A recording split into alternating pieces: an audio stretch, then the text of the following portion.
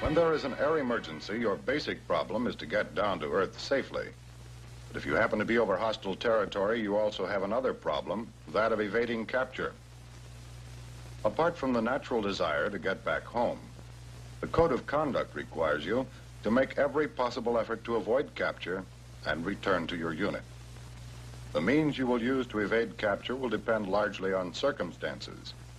But whatever means and actions you employ, you're going to have to rely heavily on camouflage. Camouflage is any measure or actions taken to mislead or deceive the enemy and make it possible to evade without being seen. You couldn't do anything to camouflage yourself as you came down, but you should have been thinking about it and looking for the kind of terrain and conditions that can give you the best chance to escape detection.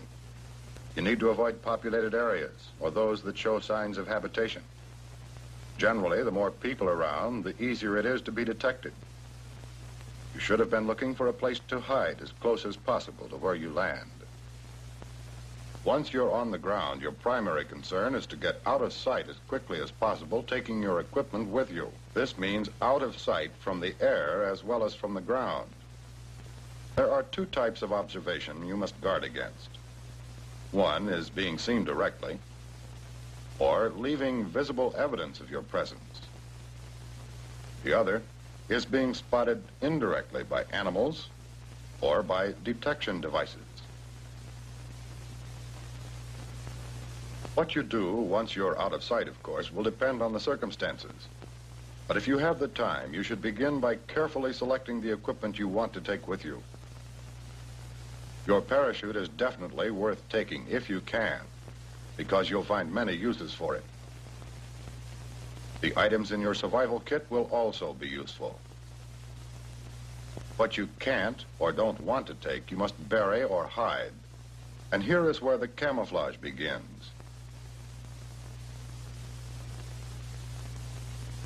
If you do any digging, the ground should be left the way it was, and any other evidence that you were there should be obliterated. Once you've taken care of these important details, your next job is to camouflage yourself and your equipment.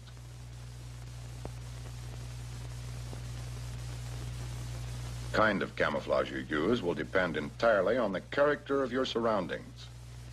But no matter what kind you use, the basic objectives remain the same. You have to blend with your background so that you become a part of it. In order to do this, you've got to work on the three factors that set you apart from everything around you. These are form, color, including both skin and clothing color, and texture, again of both skin and materials worn. If it hasn't already been done before your mission, you should remove any jewelry that could attract attention by shine or reflection.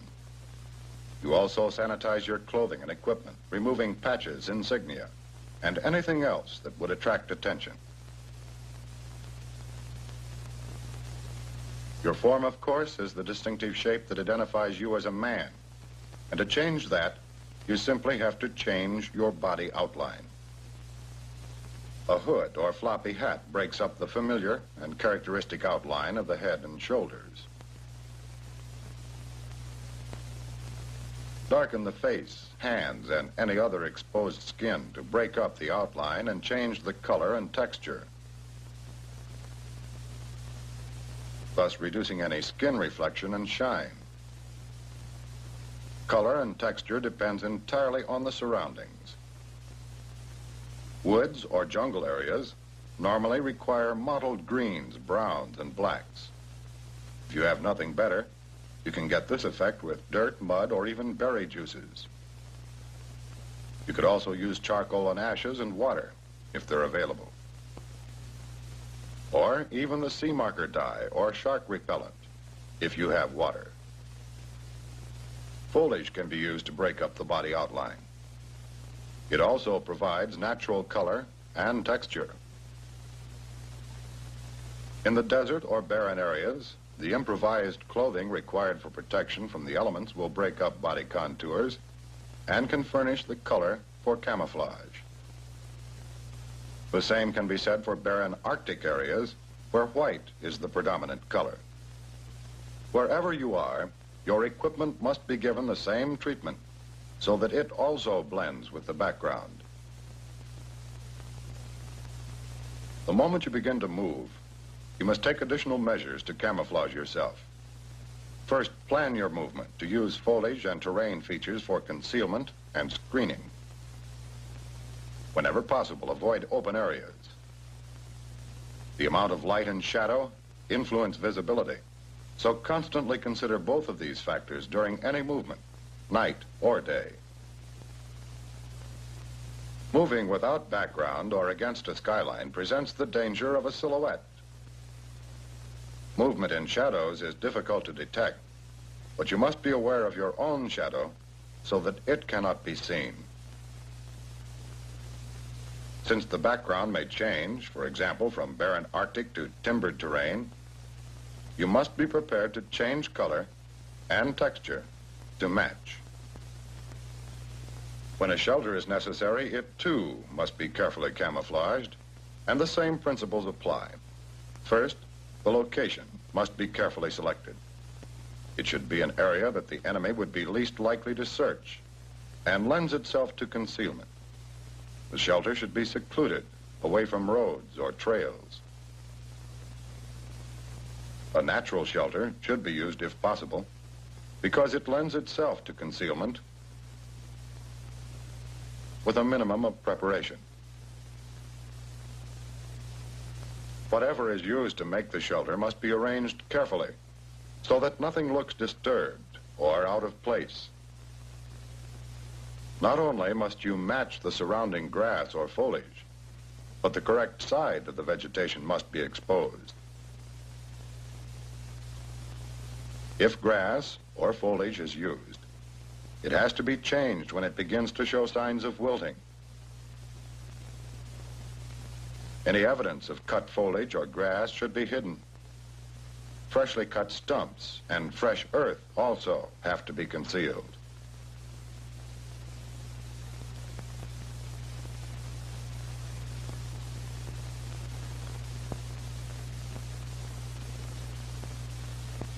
If you have to build a shelter, be sure to camouflage straight lines and the angularity. In different areas, you'll use different materials. In wooded or jungle areas, you can use grass, branches, brush, or leaves. But in barren areas, you'll probably have to rely on the terrain, using brush, stones, and earth. Your parachute is particularly valuable in the desert where you generally have fewer materials available. The brown or beige section of the parachute may blend well with the surroundings, and even other parts of the parachute can be used if covered with sand.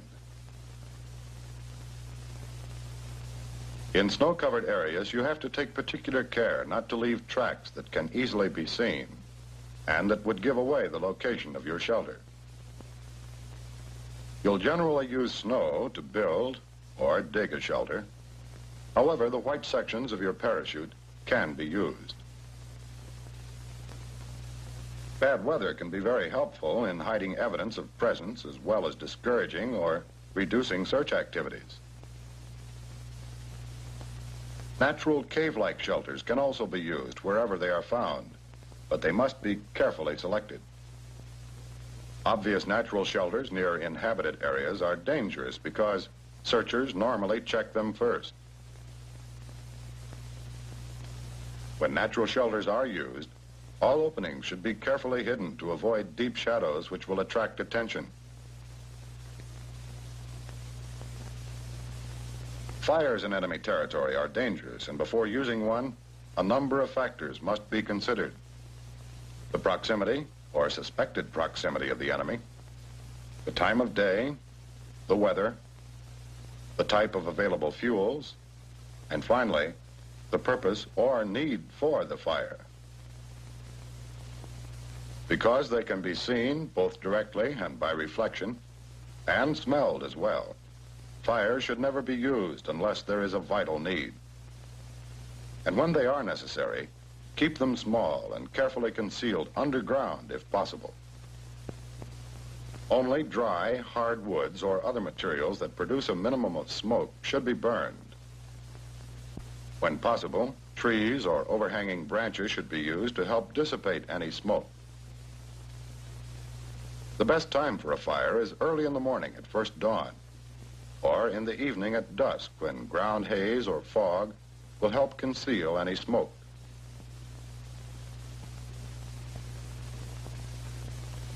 In an evasion situation, you may be alone or with someone else.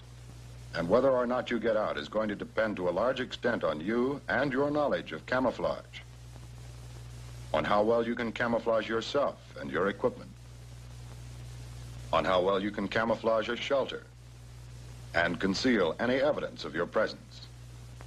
And this, in turn, calls for an understanding and constant awareness of the basic principles of form, color, and texture, and the part they play in camouflage. Learn to understand camouflage for evasion and how to use it, because one day your freedom and even your life may depend on it.